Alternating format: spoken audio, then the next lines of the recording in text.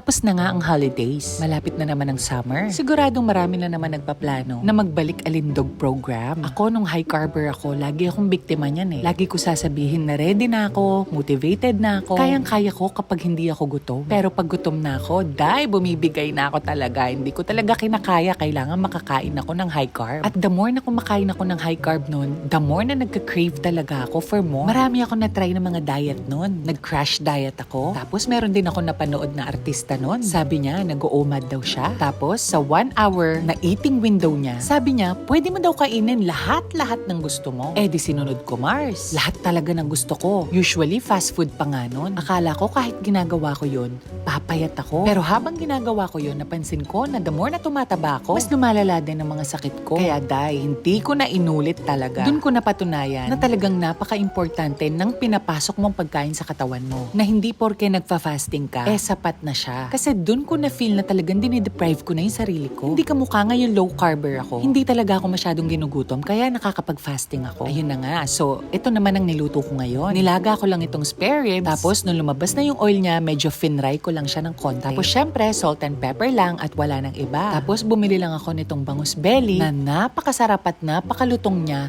At kahit salt and pepper lang, kapag sanay ka na, ay talagang sarap na sarap ka na. Simple lang, 'di ba?